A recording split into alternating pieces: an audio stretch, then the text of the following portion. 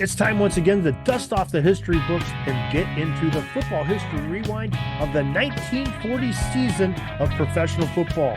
We have some record-breaking games, a rival league, and more coming up just after this. This is the Pigskin Daily History Dispatch, a podcast that covers the anniversaries of American football events throughout history. Your host, Darren Hayes, is podcasting from America's North Shore to bring you the memories of the gridiron, one day at a time. Hello, my football friends. This is Darren Hayes of PigskinDispatch.com. Welcome once again to the Pig Pen, your portal to positive football history, and welcome to another edition in our series of Football History Rewind as we go through football history year by year. In this episode, we are going to talk about the 1940 professional football season. Yeah, there's some great things that happened there. The first one is that there was some competition for the National Football League. It was a brewing competition that was an American Football League. Now, we've heard about them before. This is actually the third rendition of the American Football League. It lasted from 1940 to 1941, and it was that third league that bared that name. Of course, we had the Red Grange League. We had another league that popped up in the 1930s, and then this one. Now, the AFL III was formed in 1940 when three teams from a minor league American Professional Football Association, APFA, not to be confused with the original NFL name of the APFA. Well, these three teams were the Cincinnati Bengals, no connection to the current Cincinnati Bengals, the Columbus Bullies, and the Milwaukee Chiefs. They were lured away to join three new franchises of Boston, Buffalo, and New York City. Now, this move dissolved the APFA, which had just announced its plans to compete against the Major League of the NFL that season as well, but it ended up dissolving the APFA, and this new AFL took its place with these six teams. Now, there was an uphill battle to be faced by the AFL 3, competing against the well-established and popular NFL. Now, despite some innovative features, such as the first ever use of a double round-robin schedule, 5 home games and 5 away games for each team, the AFL III needed a little bit of traction. There were several reasons the AFL met its demise, though. There were some financial difficulties, which happened quite often with these rival leagues, as it needed more financial resources, and the NFL sort of just bullied them and absorbed most of these big-time players and sponsorships and attracted the fans as well. And that competition from the NFL was just their undoing. They just could not get ground and traction against the National Football League that was established. Also, there was some internal turmoil. The league was plagued by internal disagreements and lack of stability of these six teams. Of course, having these two leagues merge right before to form one new league, kind of a unbalanced little distraction as well. Now, the legacy is it introduced that round robin tournament that still the NFL uses today to some extent with the divisional games and even the playoff games. And they also ended up started some player movement there that transferred into the NFL.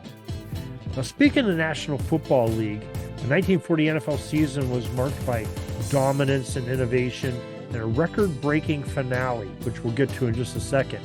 The dominance was the Chicago Bears, as they reigned supreme, showcasing the power of the T formation offense orchestrated by legendary coach George Halas, who was also their owner. They had Sammy Baugh's aerial mastery, and Sig Luckman's leadership was also in the NFL.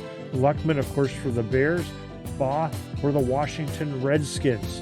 Now, the Bears secured the Eastern Division that year behind Luckman's leadership, and the season saw that that T formation that we talked about a little bit with Coach Shaughnessy out of Stanford adopted. Well, the NFL sort of being that copycat football brought the T formation in there too, and it seemed to work just as successfully as it did at the collegiate level.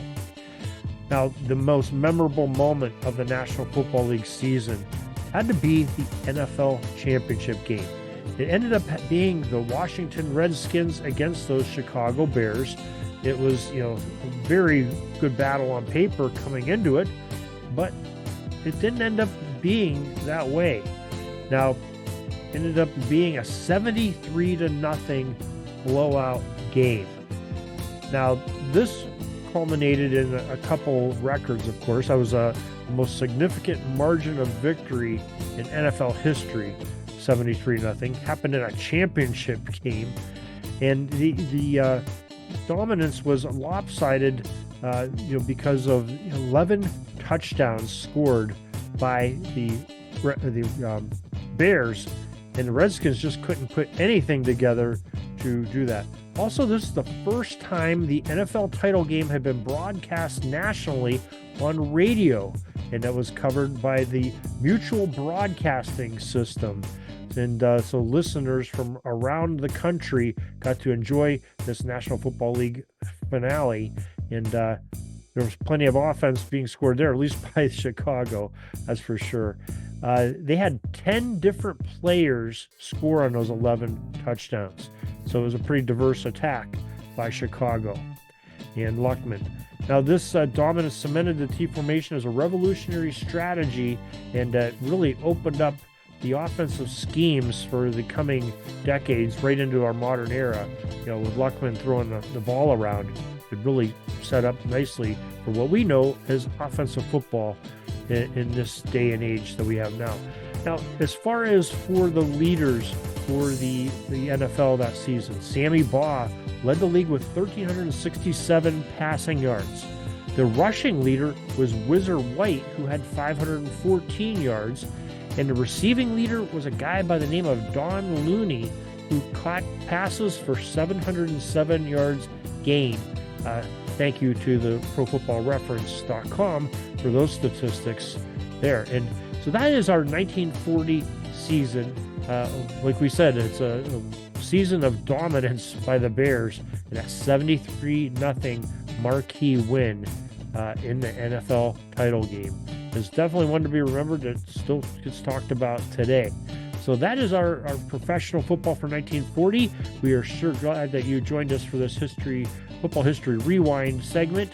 And we have plenty more segments coming at you here. We have a lot of things going on our YouTube channel. We're going to have some interesting things coming up there. Cleat Marks Comics is going strong as we take you right through the rest of this football season and get you right into the UFL season, which is going to be starting at the end of March as well.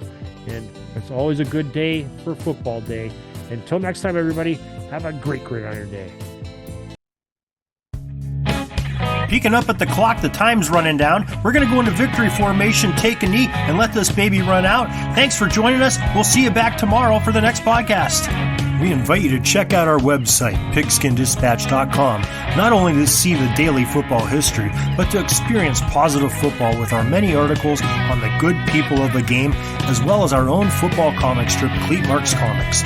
Pigskinddispatch.com is also on social media outlets, Facebook, Twitter, Instagram, and don't forget the Pigskin Dispatch YouTube channel to get all of your positive football news and history. Special thanks to the talents of Mike and Gene Monroe, as well as Jason Neff for letting us use their music during our podcast. This podcast is part of the Sports History Network, your headquarters for the yesteryear of your favorite sport. You can learn more at sportshistorynetwork.com.